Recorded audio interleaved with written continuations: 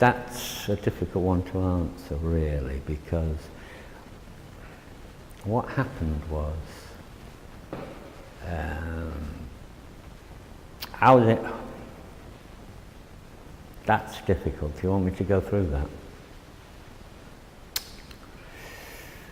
Okay, we were living in Mexico. I was wealthy. I had many businesses that were worth a lot of money. One night at about 3 o'clock in the morning, there was a knock on the door, and it was my brother-in-law. My wife, at that time, the mother of my kids, went out to see what he wanted.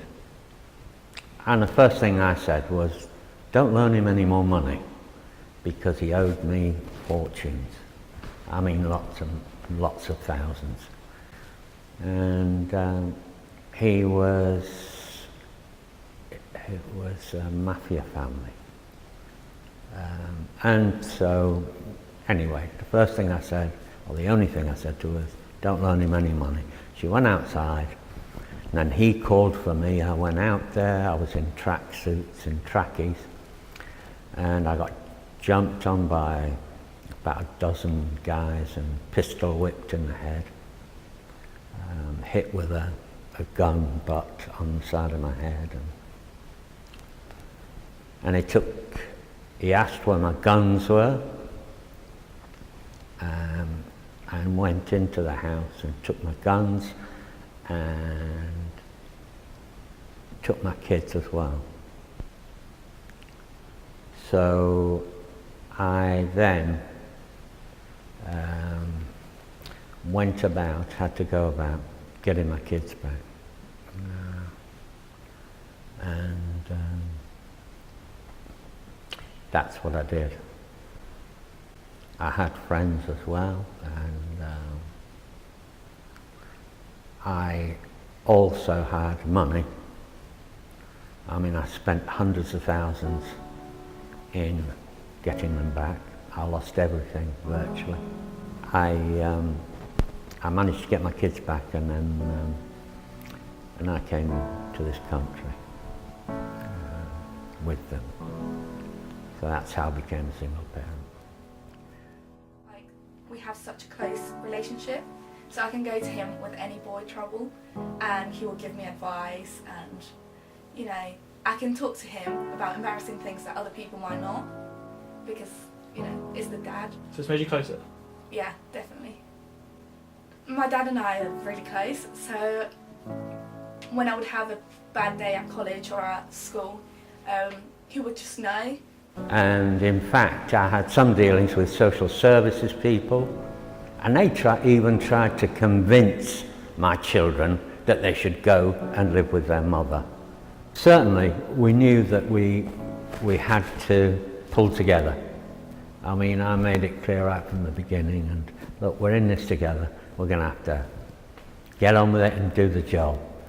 And I remember once, specifically, we walked into town just to buy a big tub of ice cream, and I just ate it in the middle of town. He brought 2 spoons, and we just sat there eating it, and he didn't care. He didn't care that other people might look at us or anything, because I was having a bad day, and he was like, it's okay to have a bad day, it's okay to cry, it's okay to be emotional, and you know, I don't know, he did little things that really helped me.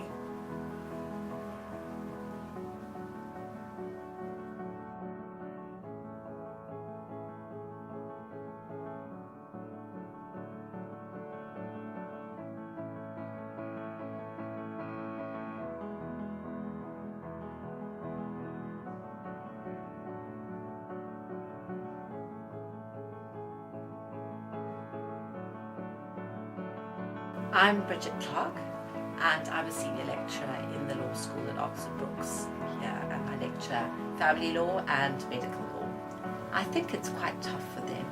I think that sometimes it's harder at work to get sympathy or compassionate leave or time to be with children. And I think having children, you do understand the whole role of parenting, and that it's not always as easy as some. When you don't have children, we always say that the most perfect parent is that person who has no children. So you understand the difficulties more and the bitterness that comes out over custody battles. The only group I've ever heard of is an activist group called Fathers for Justice, and that's something we just joke around with, like with my friends. But I imagine it's a bit of a lonely world for fathers, single fathers. What would you say is the best part of being single? Best part of being single, not being with the mother anymore, I suppose. The best part of being a single dad, taking my son with me, walking him with me, and we're kind of like good friends, not just father and son, and that's amazing. Sacrifices one makes as a single parent, and I think multiplied, to be honest. I keep talking about single parent, but I think it's kind of almost multiplied when you're a single father, because you have to go against the system. You know, you apply for the tax credits and things, and they say, where is their mother? Why are they not with their mother? Why are they with you? Social services, why aren't you with your mother? You should be with your mother. Even to the point of making my children cry. You know, the feminist movement and everything. It's not only the women that are pushed down in certain areas, it's also we men are. And I sometimes ask myself, which is worse, to be kept down with a little bit less money, or to not be allowed to have your children living with you? I know which I think is worse. I would give everything, and I think I got the best of the bargain. You know? I'm very happy about that. The tragic irony of throwing yourself completely into rearing your children the best way that you can is that you are preparing them and for life. And when you succeed, what you've actually done is made them independent so that they can fly away from them, which is what breaks your heart.